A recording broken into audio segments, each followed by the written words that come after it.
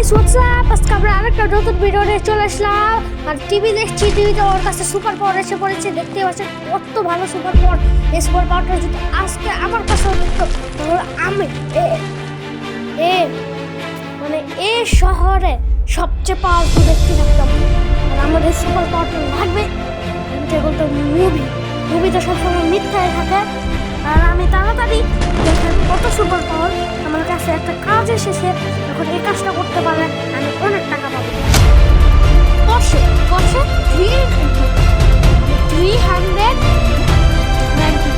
সেটা আমার লাগবে। সেটা আমার রেড কালার অবস্থানে আছে। তখন আমি যে মাস্কটা খুলে নিই, মাস্কটা মানে খারাপ লাগবে।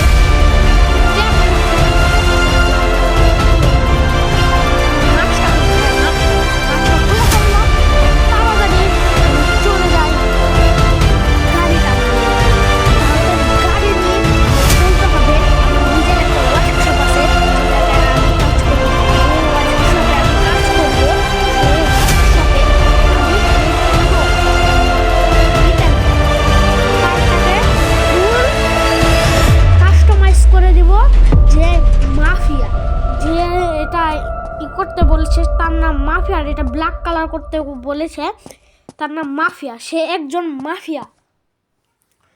তার বাড়ি হচ্ছে একটা জঙ্গলের ভিতর, একটা পুরাতন। কারণ সে জায়গায় পুলিশ বেশি যাওয়া আসা করে না, কারণ ওই জায়গায় আছে সিংহ। সেজন্য ওই জায়গায় মাফিয়ায় বাড়ি বানিয়ে রেখেছে। তখন তাড়াতাড়ি আমি চলে যাব কাস্টমাইজের দোকানে। আর কাস্টমাইজের দোকান বেশি দূরে ওরা, আমি চলে আপনাদের সাথে দেখা করছি। কাস্টমাইজের দোকানে এসে পড়েছি। এখন কাস্টমাইজ করতে হবে গাড়িটাকে। কাস্টমাইজ করার ক্লিপটা আমি করে দিচ্ছি। ও গাইস কাস্টমাইজ হয়ে গেছে। আর আপনারা যদি দেখতে চান আমি কাস্টমাইজ কিভাবে করেছি, তাহলে আপনারা পরের পার্টের জন্য অপেক্ষা করেন।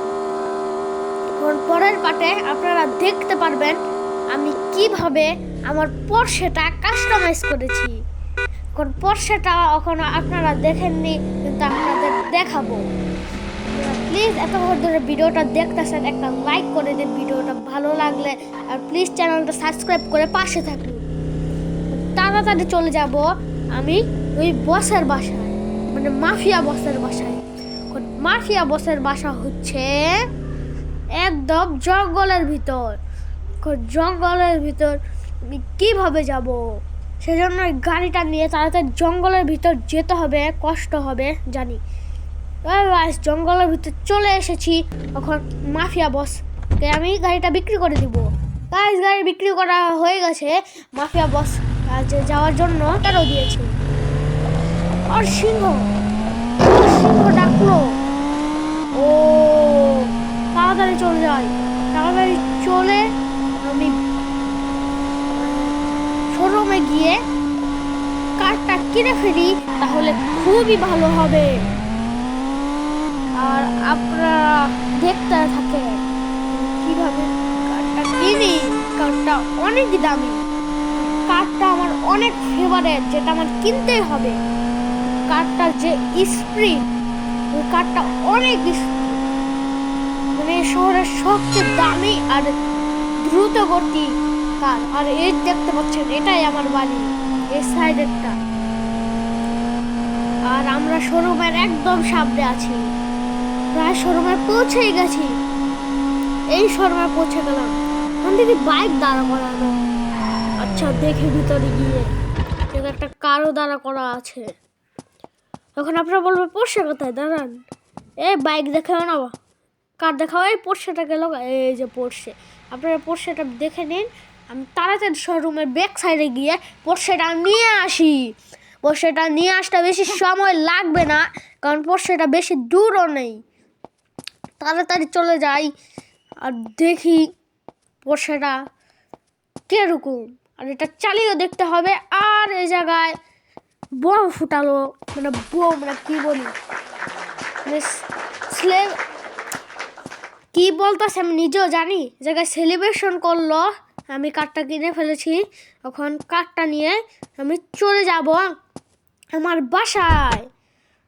তারপর আপনারা নেক্সট পার্টের জন্য ওয়েট করেন।